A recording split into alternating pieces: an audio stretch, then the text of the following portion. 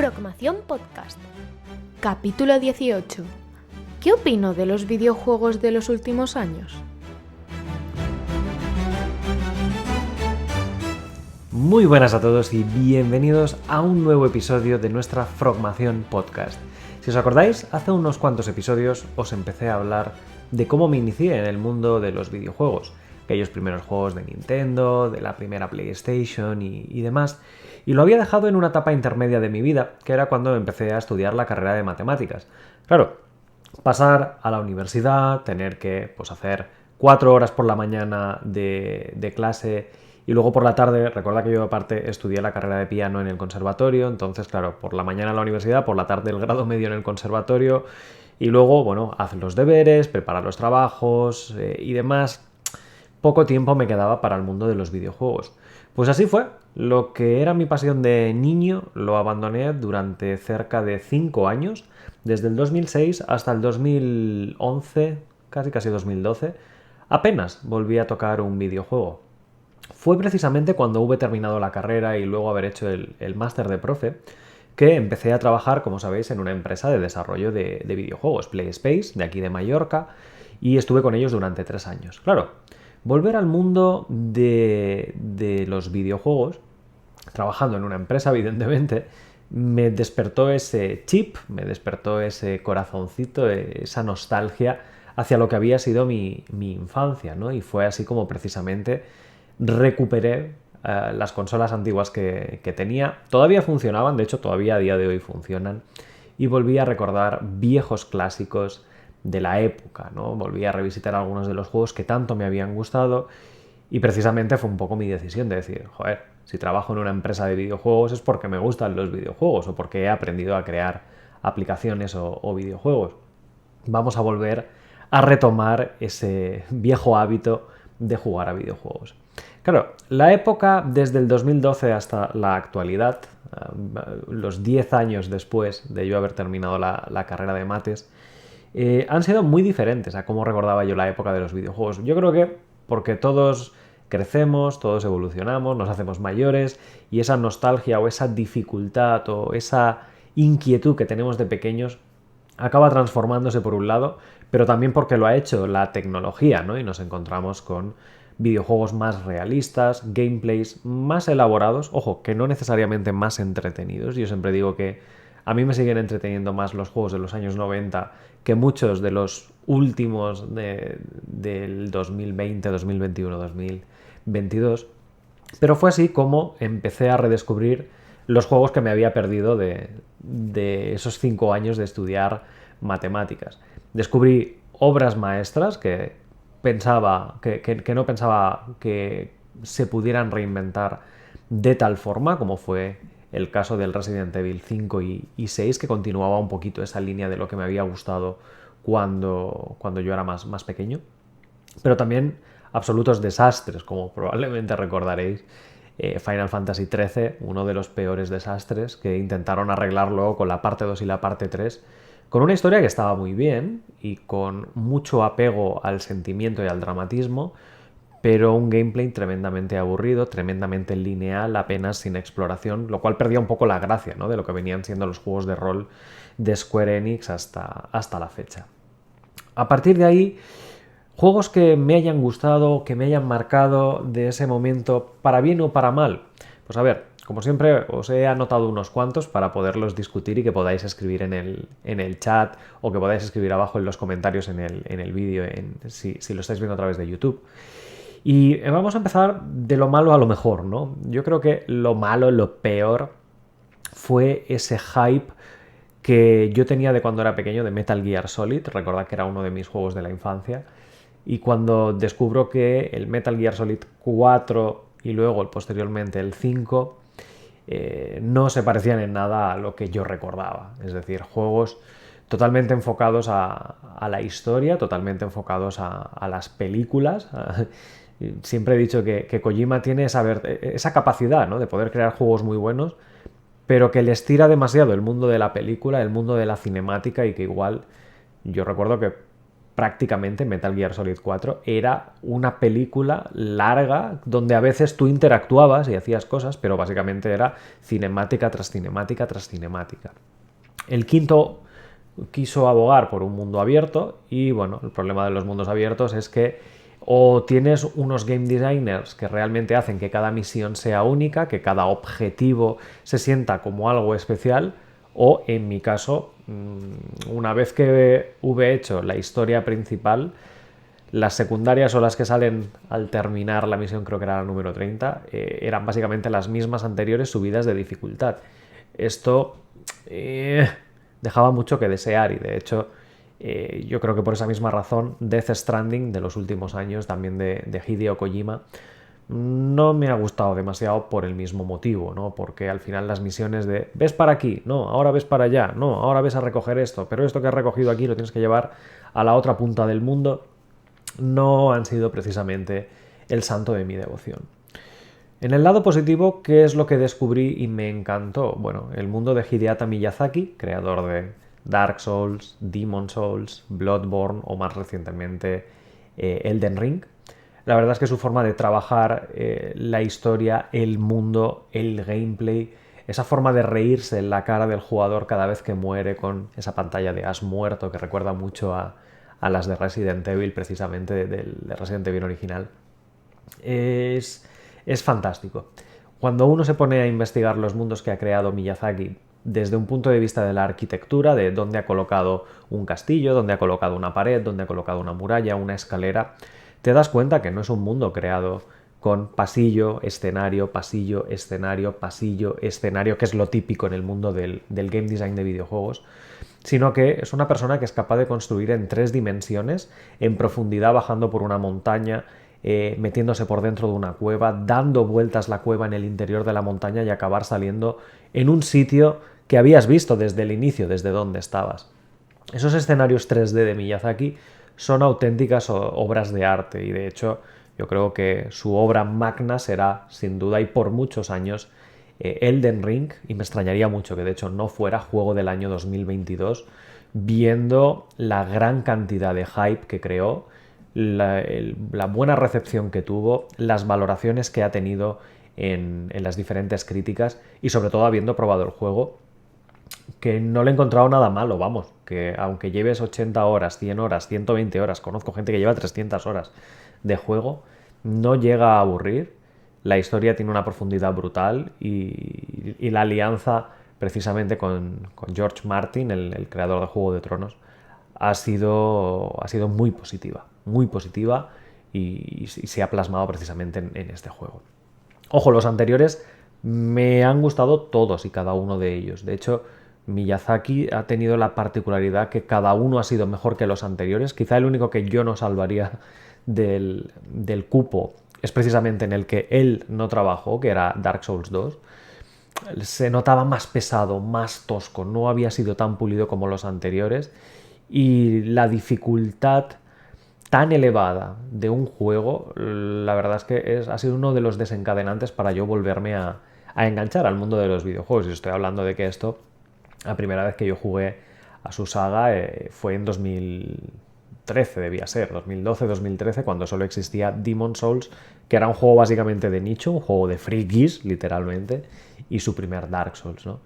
Su evolución ha sido muy positiva y de los que yo recomendaría como artista a seguir. Y sobre todo, si os gusta el game design, echarle una ojeada a través de Google a imágenes de los mundos que él mismo ha creado, cómo recorres pasillos dentro de un castillo, cómo sales a un ventanón que habías visto desde abajo. El nivel de realismo y de la arquitectura es brutal. Volvemos, como no, al mundo de los juegos de coches. Recordad que a mí me había gustado mucho de joven los primeros Gran Turismos y evoluciones varias. Una vez que Gran Turismo llega a las consolas de última generación, Gran Turismo 6, Gran Turismo Sport, Gran Turismo 7, yo he sido muy fan siempre de la saga, incluidos con los juegos también de Fórmula 1. Recordad que en un momento dado, cuando yo por fin tengo casa, me independizo, me compré un asiento de simulador de coche y la verdad es que sentarte a hacer carreras en el online con otras personas o por mí mismo divirtiéndome O cuando viene alguien a casa a decirle, venga, prueba de conducir un Ferrari, a ver qué tal se te da, ¿no? Y ver cómo a la primera curva la gente se sale por la tangente o se da contra el primer muro. Es muy, muy, muy divertido. Para mí el simulador de coches es todo un mundo. Y la verdad es que la experiencia es muy, pero que muy positiva. De vez en cuando estoy cansado de estar aquí en la sala de grabar curso, decir, ya estoy saturado, no puedo grabar un vídeo más, el episodio del podcast lo dejo para otro día, pues me bajo abajo, que es donde tengo la sala del simulador de coches y, bueno, las consolas, la sala de juegos le llamo yo. Y así es mi forma de evadir. Por último, otro de los juegos que habíamos comentado que era de mi infancia, de los más interesantes, era precisamente Final Fantasy. Hemos dicho que el 13 fue una mala experiencia y el 15 fue un juego a medias. La verdad es que la historia del 15 era muy bonita, empezaba muy bien, las misiones intermedias de la primera mitad no cansaban, estaban muy bien entrelazadas, pero en un momento dado parecía que se habían quedado sin presupuesto, sin tiempo, y eso que era un juego que había tenido cerca de 10 años de desarrollo, pero de repente se cortaba, no podíamos seguir adelante. Era totalmente lineal, volvíamos a tener el mismo problema que habíamos visto años atrás en el Final Fantasy XIII, y es que, claro, venir de un mundo abierto, de poder explorar, de subir a un volcán, de bajar a cuevas, de cruzar ríos, a tener una ciudad que exploras limitadamente, un tren que conduce a otro sitio para explorar limitadamente y una base final donde ocurre el final de la historia, era cortar definitivamente ese gran mundo que habían enseñado y que constaba de varios continentes, donde realmente uno sí que lo habías explorado a fondo y te habías divertido y entretenido en un mundo sandbox. Pero los otros podrían haberle sacado mucho más jugo y yo creo que, como siempre, el problema es esa coordinación, ¿no?, entre la cadena de desarrollo de un videojuego y luego la parte logística o la parte de marketing o la parte de cumplir con unas fechas. Por último, mundo de las VR. Las VR para mí ha sido todo un descubrimiento en el sentido de que, a ver, acostumbrado a jugar en PlayStation o en Nintendo Switch y demás, el mundo de las VR ha sido fantástico en el sentido de que añades una dimensión más de juego, tu propio cuerpo, moverte, desplazarte, mover los brazos y demás. Desde hacer deporte durante la época de la pandemia con las Oculus Quest, con el juego, ¿cómo se llamaba? Fit XR. Desde los bailes de Synth Riders o de el otro, el juego de las espadas. Ya no me sale el nombre. Bueno, es igual. El Beat Saber, que no me acordaba. Beat Saber. La verdad es que son juegos muy entretenidos, tanto para estar en casa como en fiestas y en familia. Y la verdad es que ponerlo en la tele y ver cómo la gente pues hace los bailes de las espadas o en Synth Riders, que son bolas pegadas a las manos, aparte de hacer un poco de deporte y de moverte, que siempre se nos critica mucho, ¿no?, a los gamers o a los desarrolladores o a la gente que está todo el día sentado, de que somos unos putos vagos y unos gordos, literalmente. Pues la verdad es que, oye, que al mundo de los videojuegos se le sume precisamente esa dimensión extra es muy interesante. Y yo creo que precisamente el paso más allá lo vamos a ver en los próximos años. Esta palabra que ronda todas nuestras cabezas, metaverso, ¿no?, más allá del universo que nosotros vivimos. El poder convertirte en alguien diferente, el poder adecuarte a una realidad diferente y unirte con otras personas, pues como lo haríamos antes, ¿no? Cuando yo tenía una reunión con alguien, que me reunía físicamente con alguien, pero eso hacerlo en un universo digital va a permitir unir el mundo de los videojuegos, el que nosotros estamos acostumbrados, en el que tú te metes en la piel de un samurái, de un ninja, de un pirata o de un businessman y hacerlo de habitual en nuestros trabajos. Por tanto, para mí es uno de los temas súper interesantes donde el mundo de los videojuegos probablemente se unirá muy de la mano de las realidades futuras a través de probablemente artefactos no tan aparatosos como las gafas de VR. Por último, uno de los juegos que no mencioné en la primera parte y que de hecho me lo dejé fue Pokémon. Precisamente el primer Pokémon, yo recordaré, mi primer Pokémon fue Pokémon Rojo, donde tenía la particularidad que, claro, cuando querías empezar y tener los 3 Pokémon iniciales, pues no te quedaba más remedio que encontrarte con un amigo que también lo tuviera el juego y empezar tú mismo el juego 3 veces para pasarle el primer Pokémon inicial, tú volver a empezar tu juego, volver a pasar el segundo juego inicial y luego ya empezar la tercera vez y recuperar los tuyos.